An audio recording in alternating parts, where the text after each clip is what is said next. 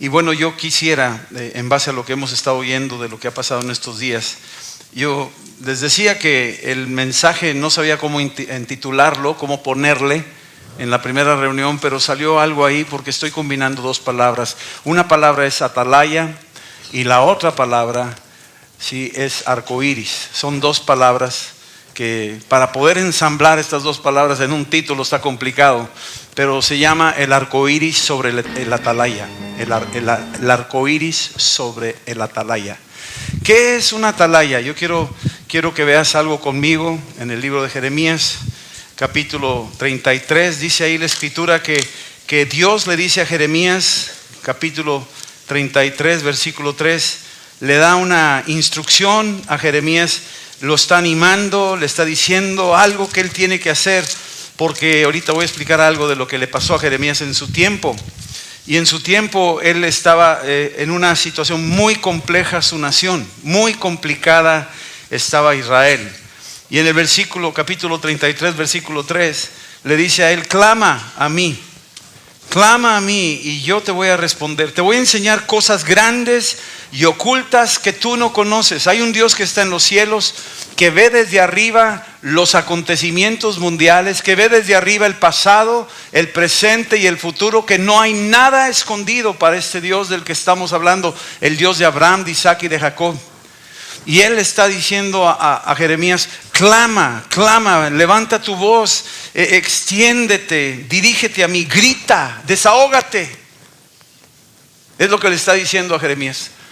Y Jeremías está viviendo en una sociedad, en un contexto de su historia, de su tiempo, donde el país se había extraviado, se habían ido detrás de ídolos, se habían ido a imitar lo que hacían otras naciones, se había ido a desviarse, se habían empezado a desmoronar los hogares. Había un deterioro social, moral, la gente se había hecho inmoral, los sacerdotes se habían hecho inmorales.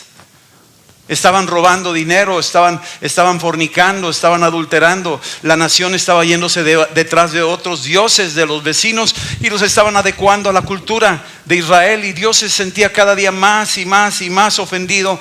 Y entonces Dios suelta y dice: ¿quieres eso? Te voy a soltar. Y los entrega. Y entonces vienen los ejércitos de Nabucodonosor, sitian ahí la ciudad, y luego vienen otros ejércitos, y total, Israel está continuamente asediada por sus enemigos, y empieza a ver el deterioro, y no quieren soltar, y ven la amenaza, y aún así siguen obstinados y orgullosos. No, Dios está con nosotros, no pasa nada. Y de repente Jeremías les dice: ¿sabes qué? Ya llegó la hora contra nosotros, ya llegó la hora de que van a invadirnos, nos van a arrasar, y más vale que no te opongas y te dejes llevar, porque Dios ya decretó juicio sobre nuestra nación, y los que resistan van a ser despedazados. En el capítulo 6 de Jeremías, antes de todo esto, aquí dice algo tremendo, que le daba como la medicina para la nación, de cómo resolver su situación complicada. Y en el versículo 16 les dice esto, en el capítulo 6 de Jeremías, versículo 16, les decía esto antes de todo esto, y les decía: así dijo el Señor, paraos en los caminos y mirad y preguntad por las sendas antiguas, ¿cuál será el buen camino? Y andad por él. Le está diciendo: señores, ustedes tienen que buscar las sendas antiguas. No te andes metiendo con las novedades que hoy en día nos ofrecen. No te andes metiendo con las nuevas corrientes de doctrinas que te quieren meter en la cabeza. Vete a las sendas antiguas, vete a lo que Dios ya dijo en su palabra. No hay cosas nuevas que pudiéramos nosotros pensar. Dios quiere hacer cosas nuevas, pero en las sendas antiguas. Y entonces le dice: pregunten por las sendas antiguas. ¿Qué dice la Biblia al respecto de lo que hoy nos dice el mundo? ¿Qué dice la Biblia al respecto de estas nuevas líneas y directrices que están infiltrándose en la iglesia y se están predicando desde púlpitos? ¿Qué dice la Biblia de estas cosas?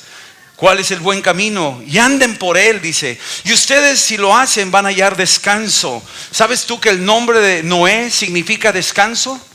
Eso es lo que significa el nombre Noé. Significa reposo, significa descanso.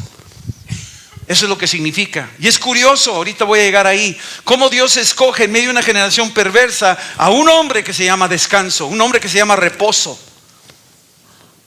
Lo escoge Dios en medio de una generación perversa y echada ahí a perder por todo. Y ellos, cuando oyeron esto, dice: hallará descanso para tu alma. Pero la respuesta de ellos fue: nosotros no andaremos en esas sendas antiguas. Había una obstinación en el corazón del pueblo de Israel. Había una dureza que dijeron: nosotros no andaremos en esos caminos. No me interesa lo que tú me estés diciendo. Vamos a lo nuevo. Vamos a los cambios, vamos a las cosas novedosas que Dios nos está diciendo. ¿Cuál Dios? Dios no está diciendo eso. Dios está diciendo: regresa. Y aquí estamos viendo una atalaya. Una atalaya es alguien que vive en las murallas y ve desde arriba de la muralla lo que se avecina. Y el atalaya tenía una tremenda responsabilidad de avisar cuando veía en el horizonte ejércitos enemigos. Y él era el que tocaba trompeta, él era el que lanzaba el aviso mientras toda la ciudad dormía. Y él era el que decía: despiértate, despiértate ciudad, porque vienen tus enemigos, prepárense para la guerra. Ese era el atalaya.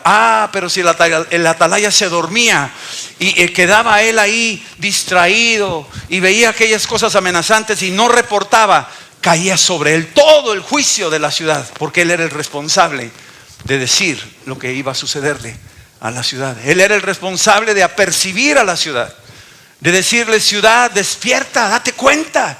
Y el atalaya, esa era su responsabilidad. Y el atalaya en este caso era Jeremías. Es un atalaya de Israel. Está avisando las cosas que estaban por venir. Y hoy aquí delante de ustedes me considero un atalaya para avisarles a ustedes de lo que ya se viene en camino para acá. Y ustedes, padres, son los atalayas de sus hogares. Y tienen que avisarle a sus hijos de las cosas que están por llegar a la puerta de su casa, sino que es que ya está adentro. El atalaya es un profeta. El atalaya es el que ve de lejos, ve desde arriba, percibe, entiende y sabe lo que tiene que hacer. El profeta es el que habla y anuncia las cosas que están por suceder. Y está continuamente incomodando a la iglesia el profeta. El profeta es alguien muy incómodo tener un profeta en la iglesia. Y a veces es muy incómodo tener una voz profética en la iglesia que nos incomoda, que nos sacude, que nos reta, que nos yo quiero ir cómo sacar dinero, yo quiero cómo hacer un negocio, cómo emprender una empresita, cómo sacarle para el chivo, yo quiero cómo buscar novia, yo quiero que, o sea, como si fuéramos brujos, ¿no? Pero somos llamados a ser los atalayas de la iglesia para avisarle a la iglesia las cosas que tienen que hacer, lo que tenemos que percibir. Y ellos dijeron: no andaremos en esos caminos que tú nos dices. Estaban obstinados, estaban cegados, no querían. Y cada vez que se endurecían, lo único que estaban haciendo era hacer que el enemigo se aproximara más.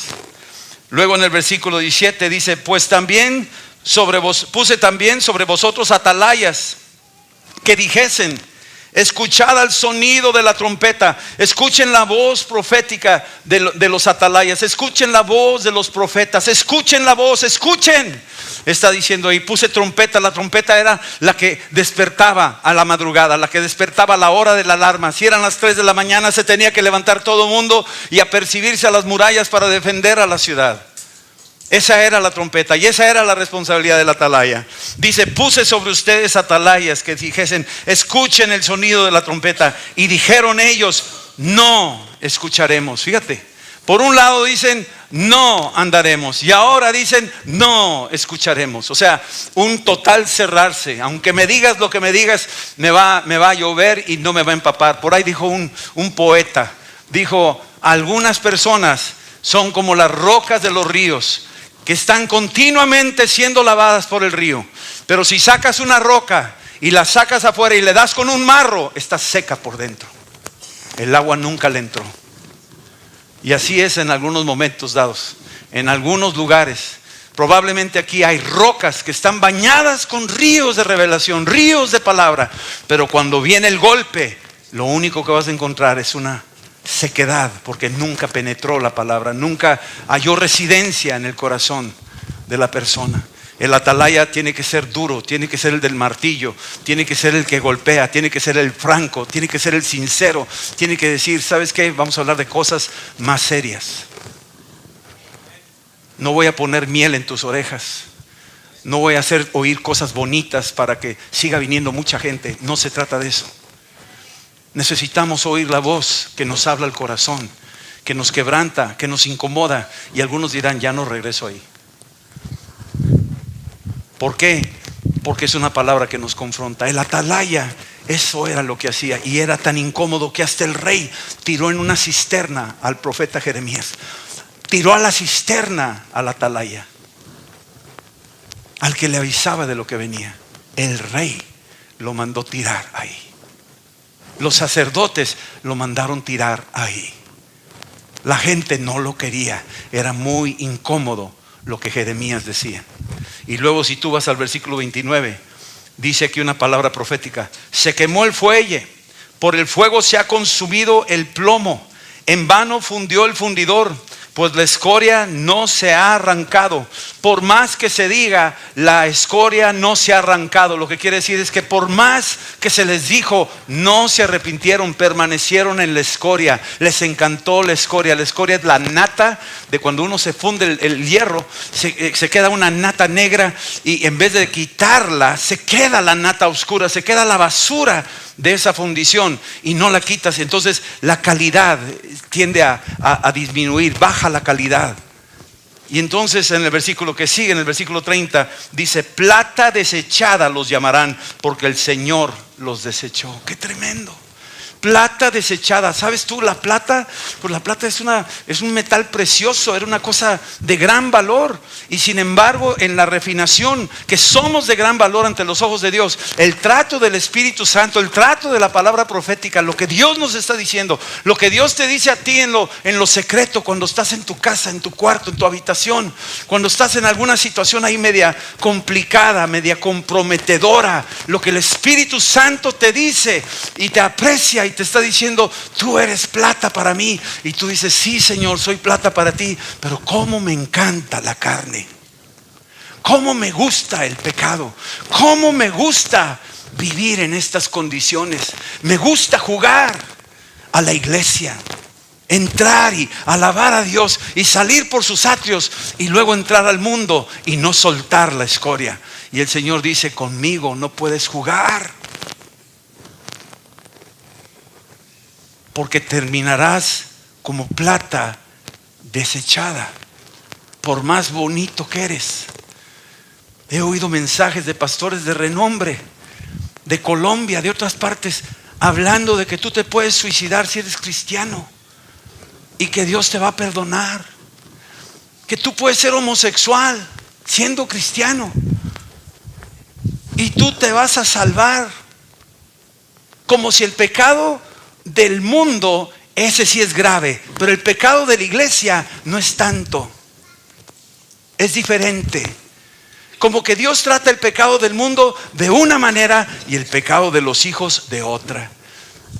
Y está entrando esa doctrina y mucha gente está oyendo eso. He ido a lugares donde continuamente estoy oyendo el dilema que están entrando muchos que no saben cómo resolverlo y no han entendido la voz del atalaya que está diciendo: arrepiéntete, porque Dios no va a ser burlado. Dios no va a ser burlado. Entonces el atalaya es un profeta. Y Dios nos está llamando a nosotros, padres de familia, ser los profetas de la casa.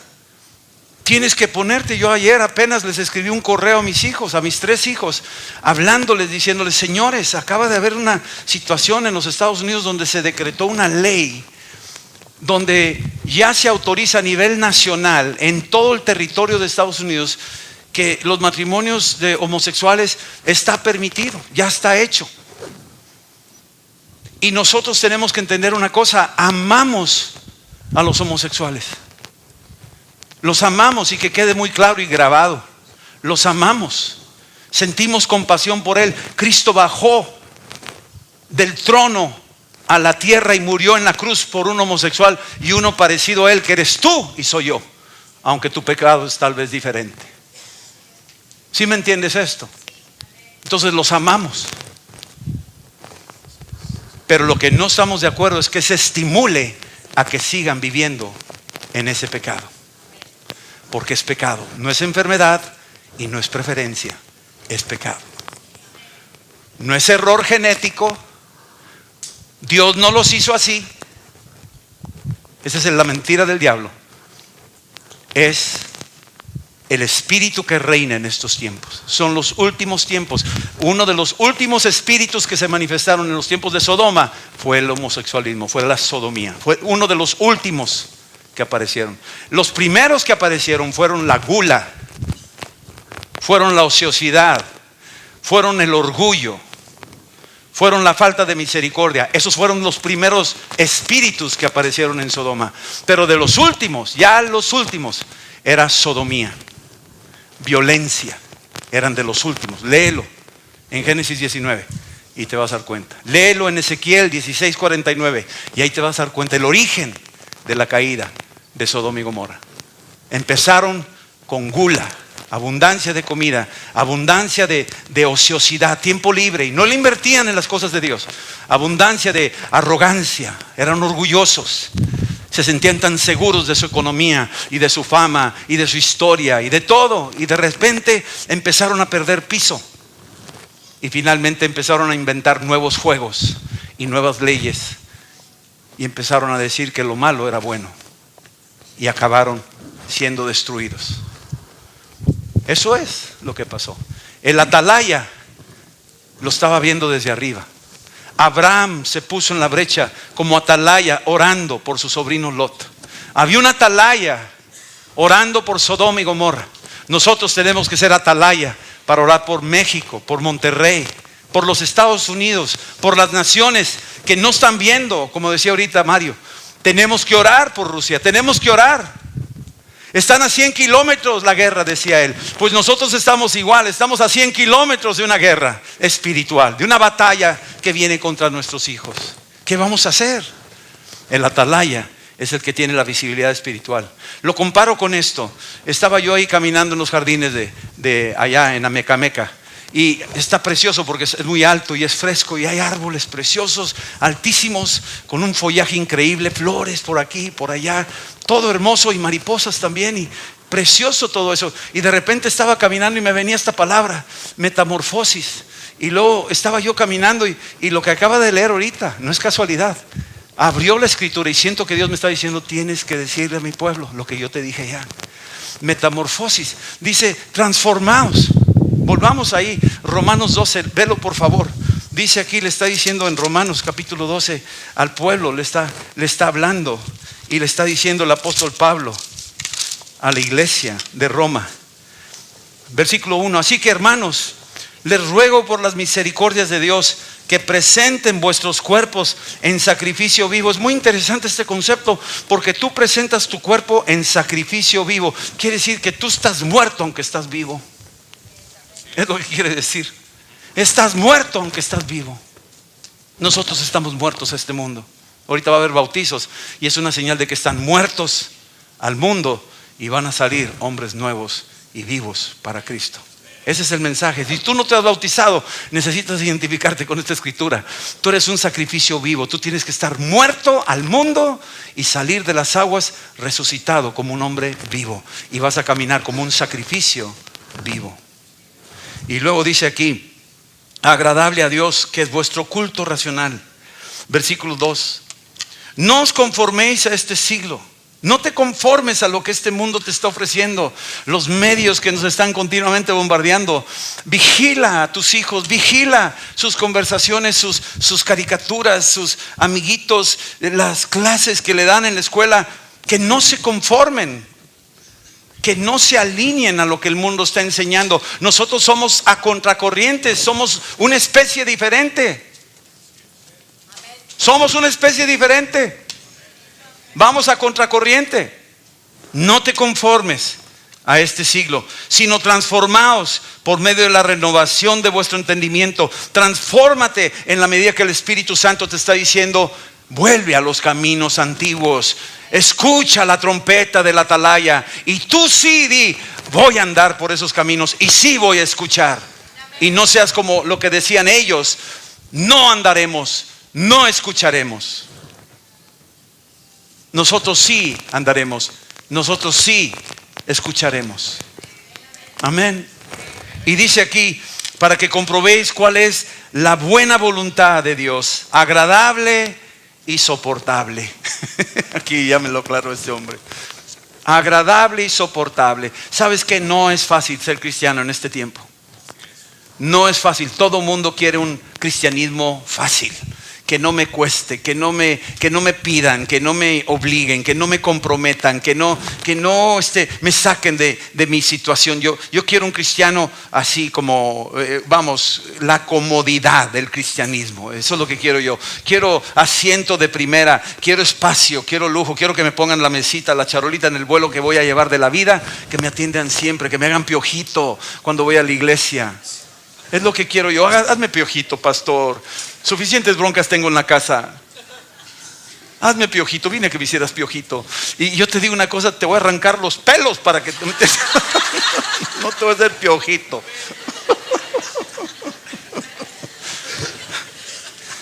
Pero mira lo que dice el versículo 2. Dice, sino transformaos. Y la palabra transformaos es metamorfosis. Y cuando hablamos de metamorfosis, estamos hablando de un gusano. Que el gusano tiene varias patitas, ¿sí? Y depende de sus patitas y se mueve por sus patitas. Y gracias a sus patitas hace muchas cosas. Pues hay mucha gente que tiene muchas patitas. Tiene patitas aquí, patitas allá y patitas por allá. Y hay algunos que tienen patitas en diferentes lugares. Y entonces, con esas patitas andan arrastrándose por el mundo. El gusano está pegado a la tierra. Es el tipo del cristiano arrastrado a la carnalidad. Y el gusano no tiene visión. El gusano está enfrente de las hierbas.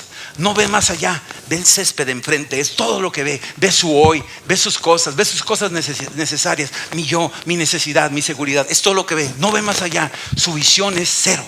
No tiene visión. No tiene atalaya. No tiene atalaya. El gusano no tiene atalaya. Es un gusano. Y cuando alguien lo ve, es repugnante. Pero ese gusano, cuando recibe un llamado celestial, se da cuenta que no tiene por qué vivir gusano toda la vida. Y empieza a buscar algo diferente. Y sube. Y se va subiendo a un tallo de un arbolito y busca una rama y de lo que algo pasa milagroso que Dios hace en ese gusano y empieza a ceder una resina que es un filamento, es la seda con el cual empieza a formar un capullo y se enreda ese capullo y lo que era gusano lo envuelve, esa seda lo va envolviendo, es como un manto que lo empieza a envolver y el manto lo envuelve y finalmente queda oculto el gusano y casi lo oigo decir, oh miserable de mí. Oh miserable de mí, ¿quién me librará de este cuerpo de muerte? Pero hay un milagro de transformación. Dice ahí metamorfosis, transformándose y se transforma y de repente llega el día en donde ya está y se abre el capullo y se rasga y sale una pequeña ramita, una extensión de un brazo, de una ala, y luego se abre más el capullo y va saliendo y sucede el milagro de la transformación y sale ahora una mariposa hermosa y sale y se extiende en el aire y con el viento y el sol se secan sus alas que estaban todas mojadas y de repente es una belleza y cuando sale tiene otra visibilidad. Ahora sí es una atalaya porque ve desde lejos, ve lo que no veía cuando era gusano y la visibilidad que tiene le transforma hasta su dieta. Ya no anda comiendo césped y ya no es una plaga, porque el gusano es una plaga. Se come las hojas y las deja medias comidas, y cuando ve un jardinero su rosal comido o sus plantas medias comidas, es porque ese gusano estuvo deteriorando todo su jardín. Pero cuando llega la mariposa transformada, su dieta es diferente y ya no se anda comiendo las plantas ni las hojas, sino al contrario, ahora corre a las flores y se mete y chupa el néctar de las flores y su dieta es diferente y deleita el ojo del jardinero, porque le da una belleza a su jardín cuando se mueven las mariposas en el jardín. Y lo más maravilloso es que esta mariposa empieza a ser una mariposa que está polinizando, porque se mete en una flor y recibe el polen, y luego se mete en otra y poliniza la otra, y empieza a haber frutos, y es junto con la abeja los que polinizan en algún momento dado, y empieza a cumplir una misión de polinizar y producir frutos por donde quiera que va. Y ella recibe el néctar, pero ella poliniza y recibe néctar y poliniza y recibe néctar y poliniza, y tiene una visibilidad tremenda, una visibilidad maravillosa. Eso es lo que Dios quiere que tú entiendas de lo que Él vino a hacer en la cruz por nosotros. Él vino a transformarnos de gusanos sin visión en atalayas, y nos puso un manto de un arco iris, porque las mariposas tienen un colorido precioso encima, diseñado por Dios para sus hijos, y les dio una dieta diferente. Ya no andas comiendo basura, ya no andas haciendo daño al entorno, sino ahora te conviertes en decoración del entorno y sirves como polinizador. Esa es la maravillosa cosa. Sin embargo, mientras estaba caminando yo ahí en esos jardines de la aljaba, me venía una fuerte palabra, y la palabra era esta: está viniendo una oleada de la antimetamorfosis. La antimetamorfosis está ya en la puerta. Está funcionando la antimetamorfosis en la iglesia. Y tú dices, ¿qué es eso, Señor? Y yo oía antimetamorfosizando. Y yo decía, no entiendo ese verbo. Antimetamorfosizando. Pues nunca había oído esa palabra. Antimetamorfosizando. Mi iglesia se está antimetamorfosizando. Y le dije, Señor, no entiendo lo que estás diciendo, pero lo que me está diciendo es esto: mis mariposas, mis atalayas, mis padres de familia, mis madres de familia, mis guerreros se están regresando al capullo y se están volviendo gusanos. Se están volviendo gusanos. Una mentalidad de gusano, una visión de gusano, y están deteriorando todo el entorno de mi jardín. Se están regresando la antimetamorfosis. Anhelan ser gusanos, no anhelan ser mariposas. Les encanta ser gusanos.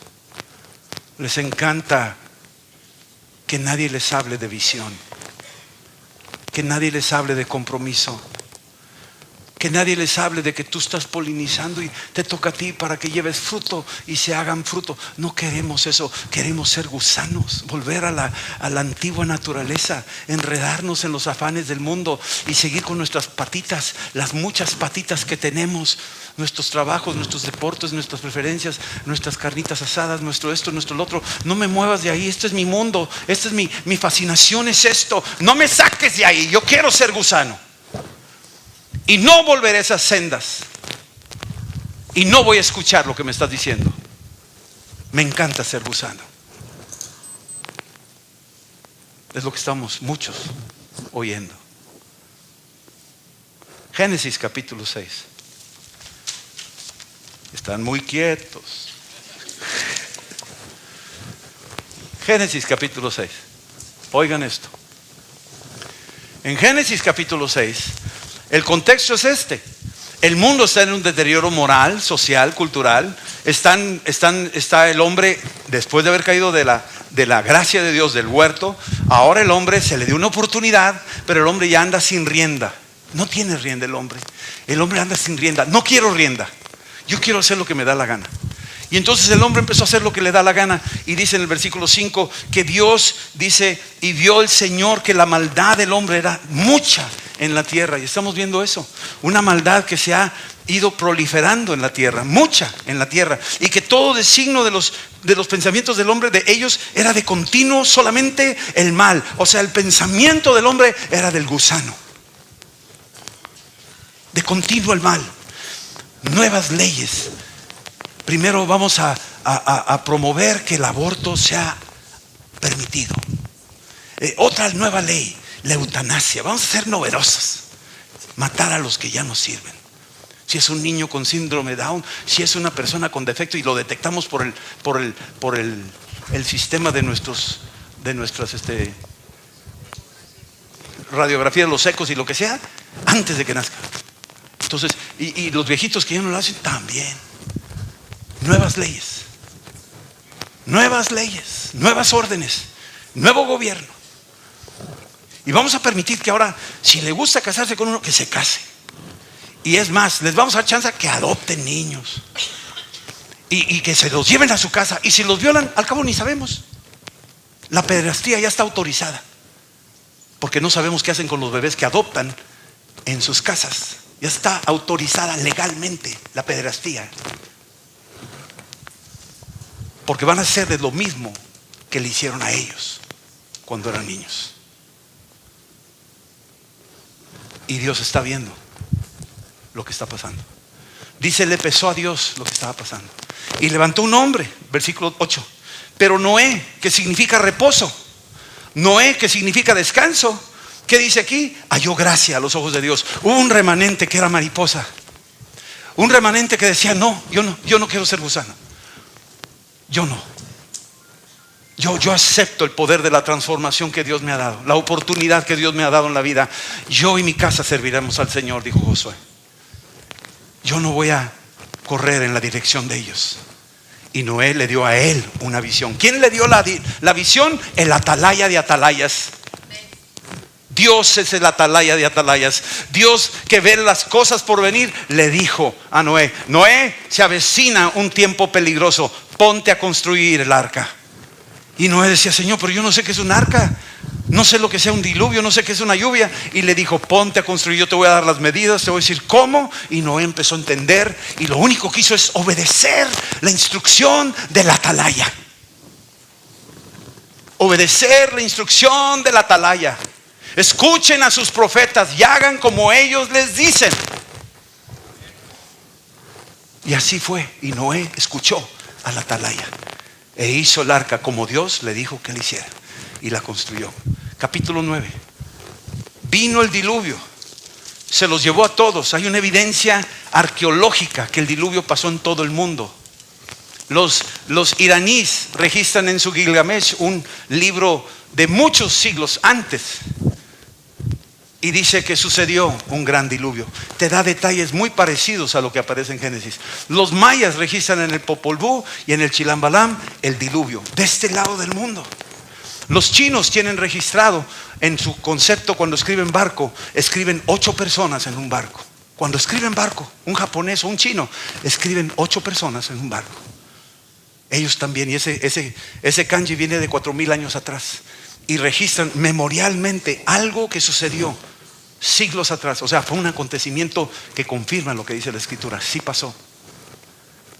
Fue destruida la tierra, todo lo que había ahí, y lo único que sobrevivió fuimos nosotros. Lo único que sobrevivió fue Noé y sus 3 hijos con sus esposas. Fueron 8 personas, dice la Biblia. Por eso el kanji chino dice 8 personas en un barco. La Biblia me dice que fueron 8 personas. Todo lo que existía fue destruido. Lo único que sobrevivió fueron esas 4 familias que estaban ahí. Y de esas 4 familias salió todo lo que es la raza humana que existe hoy en día. Y ahí estabas tú adentro, y yo también, en la genética de ellos. Y Dios en su gracia nos salvó. Y cuando salió Noé con sus familias, dice ahí en el capítulo 9 que los hizo ver una cosa. Dice aquí versículo que sigue, ¿sí? Y le dice en el versículo 8: y habló Dios a Noé y a sus hijos con él diciendo: he aquí que yo establezco mi pacto con vosotros y con vuestros descendientes después de vosotros, y con todo ser viviente que está con vosotros, aves, animales y toda bestia de la tierra que está entre vosotros, desde todos los que salieron del arca hasta todo animal de la tierra. Estableceré mi pacto con vosotros. Todos los que salieron del arca, estableceré mi pacto con vosotros, y no exterminaré ya más toda carne con aguas de diluvio. Dios ya lo prometió. No va a haber destrucción con agua de diluvio, es decir, una cataclisma universal. Ya, se acabó eso. Cuando alguien se bautiza en agua, es un memorial del diluvio. Se hunde la antigua naturaleza y sale a flote la nueva naturaleza. Pero ese diluvio de agua también viene otro tipo de bautizo, y es el de fuego, que va a destruir la tierra. Dice ahí en 2 de Pedro capítulo 3. Léelo despacio de tarea y léeselo a tus niños, a ver si duermen. Pero léanlo. Y dice aquí en el versículo 11: estableceré mi pacto con vosotros y no exterminaré ya más toda carne con aguas de diluvio, ni habrá más diluvio para destruir la tierra. Y dijo Dios: esta es la señal del pacto que yo establezco entre mí y vosotros y todo ser viviente que está con vosotros por siglos perpetuos. Mi arco he puesto en las nubes, el cual será por señal del pacto entre mí y la tierra. Mi arco, y está hablando del arco iris, lo que tú ves cuando llueve, la luz blanca que viene y filtra por el vapor que existe en la atmósfera. Esa luz, al pasar por esas partículas de humedad, de vapor, se refracta, se abre así, y empieza una difracción ahí de todos los 7 colores que hay en la luz blanca, y se ve el espectro de los colores aparecen ahí, y es una belleza cuando lo contemplas y parece que no sabes dónde empieza y dónde acaba, y es un arco iris maravilloso que tú lo recuerdas, pero en tu memoria adámica que está ahí metida, noéica diría yo, ahí tú te acuerdas de que ese fue un pacto de Dios, que ya no destruiría la tierra cuando andaba perdida, cuando era perversa, cuando andaban en sus propios caminos y no querían las sendas antiguas y no oyeron la voz de la trompeta de la atalaya. Tú lo ves. Esta semana se hizo un decreto donde ya es una ley nacional. Todo mundo ahora se puede casar en cualquier estado en los Estados Unidos y no hay problema ya. ¿Por qué nació esa ley? Fíjate qué curioso, nació a raíz de esto. Una pareja de homosexuales se querían casar. Uno de ellos tenía una enfermedad, parece que cáncer terminal, y se querían casar, nada más que en el lugar donde vivían, en el estado, no se permitía casarse en esa condición. No era aprobado por la ley de ese estado. Entonces se vieron obligados a tomar un avión y trasladarse a otro lugar. Y en el traslado se murió el hombre que vivía en esta situación de casados juntos. Se muere en el proceso y no se lograron casar. Y el novio, por decir así, de este hombre se siente frustrado. Y se murió mi novio porque lo trasladé. Entonces voy a demandar al gobierno de los Estados Unidos porque por esta injusticia de que no nos dan libertad de casarnos en donde sea, se murió mi novio. Y presentó su denuncia, y allá arriba los jueces dijeron: fíjate que tienes razón, pobrecito tu novio. ¿Qué vamos a hacer? China libre. Ahora sí, todo mundo se casan donde quieran, ya no va a haber problema. Ese es el origen. Pero atrás hay toda una historia, porque no es personas, no son gente, no es el homosexual. Estamos en una lucha contra fuerzas espirituales. Escúchenme bien. Aquí entre nosotros hay personas que están luchando en el área sexual. Están luchando, no pongan esa cara. Están luchando en esa área sexual.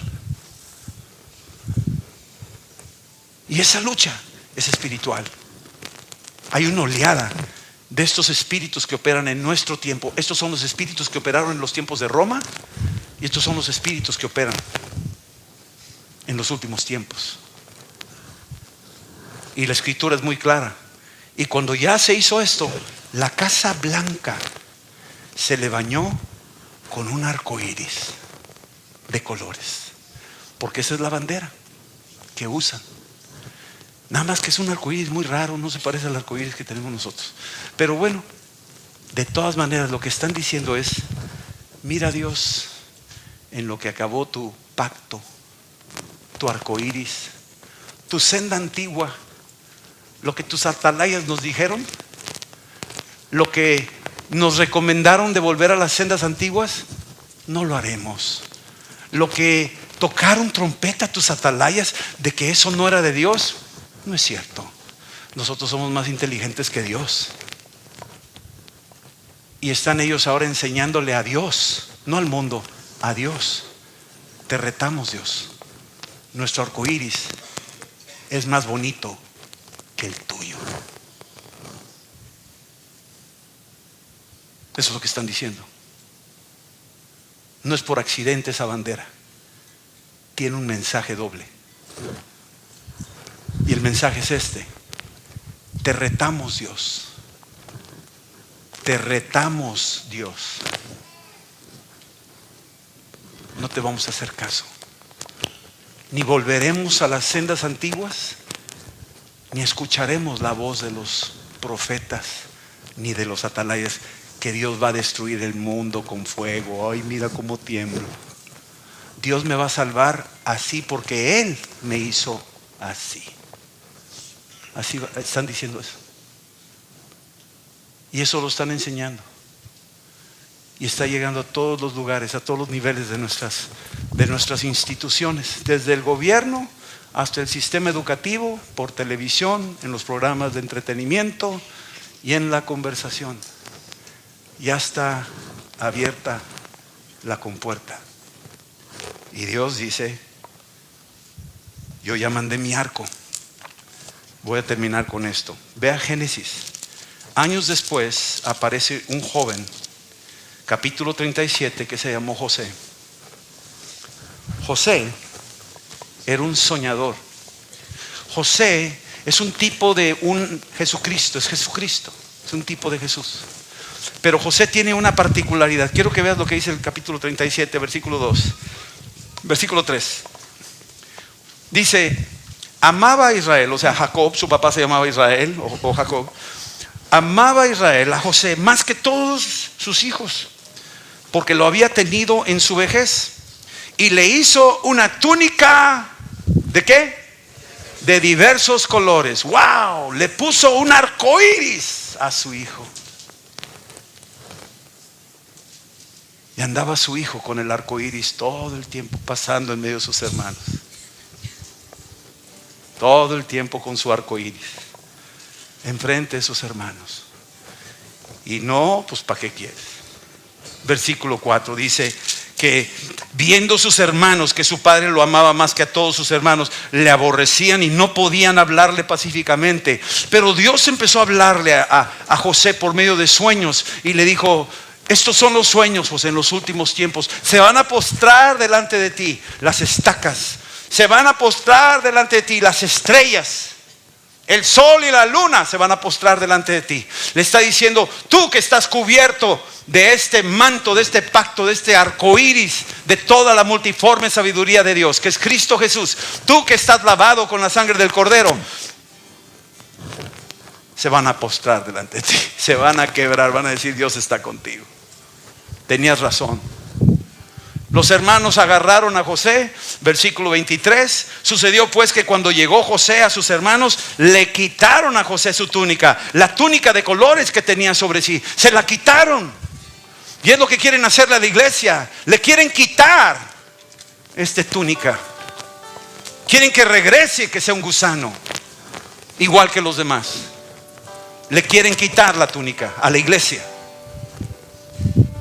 Y se está infiltrando por dentro.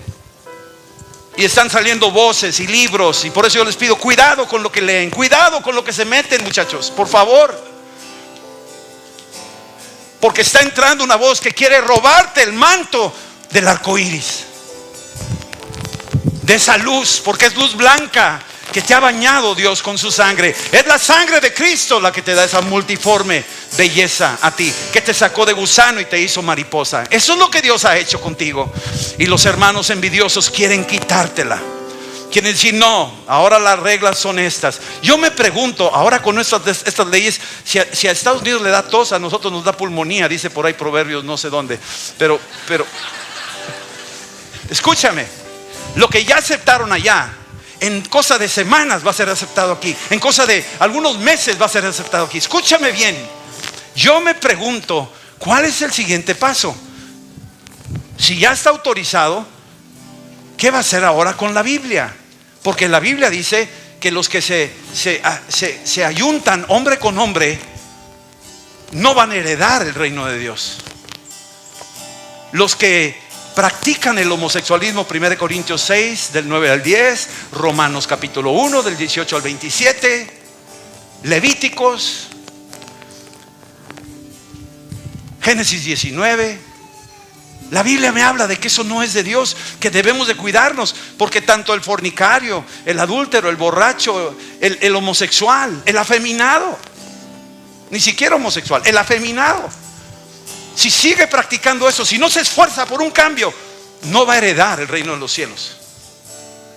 Escúchame bien, mi amor, porque eso es serio. Y sé que me estoy levantando muchos enemigos aquí. Y si llega el CD a otra parte, pues quién sabe qué me va a pasar. Pero te digo una cosa, ¿qué van a hacer con la Biblia? Tal vez yo me vaya, o a lo mejor me entabiquen y me metan al bote y me mandan un sándwich, o Arturo Aguilar con sus amigos van y me visitan. Yo no lo sé. Pero te quiero decir una cosa. ¿Qué van a hacer con la Biblia? ¿Nos van a obligar a traer tijera a la iglesia y córtale? Esto no lo puedes leer, o quítaselo. ¿Qué van a hacer con la Biblia? Porque la palabra de Dios lo dice. Y si eso se decreta y si se prohíbe hacer esto o lo otro, bueno, pues nomás abrimos la Biblia y leemos donde dice. Yo no lo dije, estoy nomás leyendo lo que está escrito. Y la palabra es muy clara. Entonces le quieren quitar el manto a José. Lo quieren mantener sin eso. Mancharon su manto. Pero cada vez que querían hacer algo, lo único que hacían era cumplir una profecía del atalaya. Es todo lo que estaban haciendo. Estaban cumpliendo una profecía del atalaya. Ve por favor ahí mismo capítulo 37. Dice aquí, versículo 31. Entonces tomaron ellos la túnica de José y degollaron un cabrito de las cabras y tiñeron la túnica con la sangre. Parece que el color ahora que prevaleciera rojo, y ya los otros colores desaparecían. Ahora era roja. ¡Wow! ¡Qué maravilla! Lees tú Apocalipsis y viene uno montando un caballo y su nombre es Rey de Reyes y Señor de Señores, y su ropa está teñida en sangre. ¡Wow! Y está montando un caballo blanco y detrás de él van ángeles blancos montando caballos blancos, y él viene pronto por su iglesia y viene a pelear tu batalla y la mía. Lo que tú no puedes resistir, lo que tú no puedes pelear, las tentaciones que te rodean, la situación de todo el mundo, tú no estás solo. Dios va a estar contigo hasta el último día de tu vida, créemelo. Él va a estar con nosotros hasta el fin. En el nombre de Jesús, dale gloria a Dios. Aleluya.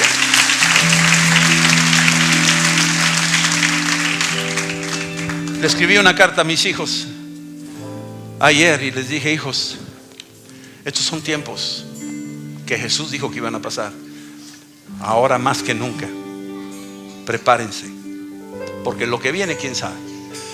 Pero ustedes ahora son los atalayas de sus hijos y van a tener que cuidarlos. Y tienen que instruir a sus hijos en la palabra. Y tienen que animar a sus hijos a congregarse en un lugar donde se alimenten espiritualmente y sean fortalecidos. Y tienen que asegurarse que sean llenos del Espíritu Santo, porque estos son los tiempos que el Espíritu Santo empezará a manifestar su poder y los dones que Él prometió. Porque es la única forma en que vamos a sobrevivir, es la única forma que vamos a flotar en una situación como estas. Va a ser a través del poder del Espíritu Santo. Y vamos a ver cosas. Yo he visto familias, tengo amigos aquí que llorando porque tienen un hijo que está en homosexualismo, que está enredado en las cosas del mundo. Y yo quiero darte una palabra. Yo no sé quién seas, si tú estás luchando en esta área o tienes un familiar en eso. Yo quiero decirte una cosa: ora por él. Ponte a orar por él. Ponte a orar por él. No lo sueltes, no lo sueltes. Hasta el último aliento de tu vida, no lo sueltes. Ora por él, ora por ella, hasta que Cristo se ha formado en ellos, hasta que la liberación llegue. Y aunque tarde, no tardará. Dios lo va a cumplir, va a desatar, va a liberar muchas personas. Viene una oleada de vidas destruidas, porque ahora con esta puerta abierta muchos chicos locos van a querer ser de la novedad y van a caer en pecados que cuando caigan en esas trampas se van a hundir más. Van a decir: ¿con qué cara me acerco a Dios? Si ya pequé, pues de una vez me voy al infierno. Pero no es así, mi amado. Si ya pecaste, hay esperanza. Hay un Dios que extiende la mano y dice: levántate, yo te voy a sacar adelante. porque te amo. Ese es nuestro Dios. La historia final de José, ¿cuál fue? Que ahora está sentado en un trono real en Egipto.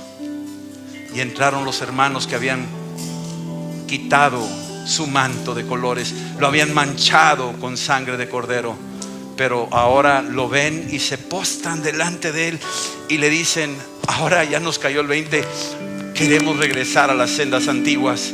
Ahora entendimos de que la voz de la atalaya la escucharemos. Y José los ve y dice: ok, ustedes no me conocen, pero los voy a bendecir. Los voy a bendecir, los voy a sacar adelante. Cuando descubrieron que era José el que le habían vendido, el que le habían quitado su manto de muchos colores, tuvieron miedo. Pero José le dijo: ¿sabes qué? Aún hay misericordia para el peor de los peores. Mientras tenga vida, tiene todavía esperanza. ¿Me están oyendo? Mientras tenga vida, todavía tiene esperanza. Oímos voces increíbles ahorita de personas que están hablando, diciendo cosas que tú dices: perdónalo, Señor, no saben lo que dicen. Hillary Clinton dice: el verdadero amor ha triunfado. Ahora sí, China libre. Y tú dices: si supiera lo que es el verdadero amor. No lo conoce, no entiende, están cegados. Y el atalaya lo ve y le dice: se avecina, prepárate, vuelve a las sendas antiguas. Que tu espíritu diga: sí quiero volver.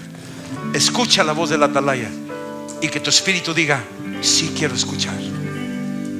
Vamos a ponernos de pie. Nosotros no queremos ser plata desechada, queremos ser plata refinada, ¿verdad que sí? Y queremos que toda la gente, dice la Biblia que Dios no quiere que ninguno perezca. Entonces levanta tus manos ahorita conmigo y vamos a rogar a Dios, primero que todo, que nos perdone a nosotros. No se trata de juzgar a nadie, no venimos a juzgar, venimos a interceder, venimos a abrir los ojos y a entender: nuestra gran batalla no es contra sangre y carne. Esta es una oleada espiritual, es donde el diablo viene a hacer su agosto con la humanidad, con nuestros hijos, y no lo vamos a permitir. No lo vamos a permitir. Vamos a cuidar nuestros cachorros como un león. No los vamos a entregar al mundo, no los vamos a soltar. Los vamos a defender en oración, los vamos a defender en guianza, en instrucción. Los vamos a guiar por sendas de justicia. Ora por tus hijos, ora por tus nietos. Aún una generación que todavía ni nace, levanta tus manos en oración y empezar a ir por tu propia casa y decirle: palabra de Dios he oído la voz del atalaya, del Espíritu Santo, el que ve todas las cosas que están por venir, aún desconocidas para mí. Lo único que me toca es andar por esas sendas antiguas. Dile: quiero andar por las sendas antiguas. Quiero escuchar la voz del atalaya, la quiero oír, la voz de Dios en estos tiempos, Señor. En el nombre de Jesús, dile: ven, Señor. Invita a Cristo a tu corazón y dile: ven, Señor Jesús. Ven, díselo: ven, Señor Jesús, y llena mi corazón y perdona mi pecado. Perdona el pecado de mi familia, perdona el pecado de mi ciudad, de mi nación. Perdónanos, Señor. Lávanos con tu sangre. Oh, y vístenos del arco iris, del que tú diseñaste, del pacto de tu amor, de ese arco iris que rodea tu trono, según Apocalipsis 4:3. Oh, gloria a ti, Señor. Ven a mi corazón y sálvanos. Y oramos por los que están enredados en arena movediza, los que quieren regresar a ser gusanos. Señor, no, Señor. En el nombre de Jesús, Señor. Ven, Espíritu Santo. Ven, Espíritu Santo. Ven, invítalo. Dile: ven y transfórmame. Transforma mi mente. Dame una mente transformada. Dale, Espíritu Santo, dame una mente transformada. En el nombre de Jesús. Oh, en el nombre de Jesús. Nombre de Jesús. Okay. Tu gloria así como las aguas cubren la mar, sana nuestra tierra, cúbrela con tu poder, llénala de tu gloria así como las aguas. Vamos a cantar, sana nuestra tierra, sana nuestra tierra, cúbrela con tu poder, llénala, llénala de tu gloria así como las aguas, como las aguas. Una vez más, sana nuestra tierra, Señor, sana nuestra tierra, cúbrela con tu poder, llénala de tu gloria así como las aguas cubren la mar. Gracias. Si hay alguno entre nosotros que nunca ha recibido a Cristo, tú necesitas recibir a Cristo en tu corazón. Invítalo. Si tienes algún familiar o alguna persona enredada en algún área, en algo que lo pudiera estar atrapando y hundiendo en una confusión que está corriendo en estos tiempos, porque hay confusión, yo te animo a que te pongas en la brecha por él. Ponte en la brecha por esa persona, por favor. Muy probablemente Dios te permitió estar cerca de esa persona. Y no juegues a que, pobrecito, pues déjalo, así es. No, esto es espiritual. Esto es guerra en serio espiritual. Y tienes que ponerte en la brecha por él. Tu oración puede marcar la eternidad de esa persona. No aceptes, no toleres, no juegues a la políticamente correcto, no juegues a la tolerancia. Ese es un rollo del diablo para que él pueda invadirte y robarte. Es un robo, te están engañando. No aceptes eso. Esto es guerra y es en serio, y hay vidas de por medio. Sí. Yo quiero invitar a los que nunca han recibido a Cristo. Levanta tu mano. Si nunca has recibido a Cristo, ahí donde estás, nomás levanta tu mano ahí. Si tú quieres recibir a Jesús, ahí donde estás, levanta tu mano. Y los demás juntos hagamos una oración. Decirle: Señor Jesús, ya no quiero ser gusano. Te necesito, Señor. Perdona mis pecados y lávame con tu sangre. Y ven a mi corazón y envuélveme con tu manto de luz y transfórmame. Transforma mi entendimiento, transforma mi corazón con tu Espíritu Santo, el mismo que levantó a Jesucristo de los muertos. Ven, Señor, y haz una metamorfosis en mi vida, una transformación. En el nombre de Jesús, gracias por librar mi alma. Y ahora, Señor, ayúdame a polinizar por donde quiera que vaya, hablando de Cristo a todos los que me rodean. Y libera, desata, transporta de las tinieblas a la luz a los que están atrapados en la mentira y en el engaño. En el nombre de Jesús te doy gracias, Señor, en Cristo Jesús. Amén. Amén. La paz del Señor, el amor de Cristo y la comunión del Espíritu Santo sea con cada uno y con tus familias. En el nombre de Jesús, amén. Yo los quiero invitar a que nos acompañen, los que se van a bautizar. Pasan aquí al auditorio de Epicentro. Ahí vamos a darles una plática. Sergio ya los está esperando. Y yo quiero invitar a la iglesia, a los que gusten acompañarnos, para estar presentes en este milagro de conversión. No lo veas a la ligera, esto es algo importante. Y después va a haber convivio, comida. Pueden quedarse aquí los que gusten a convivir y aprovechar que estamos aquí en familia. Dios los bendiga.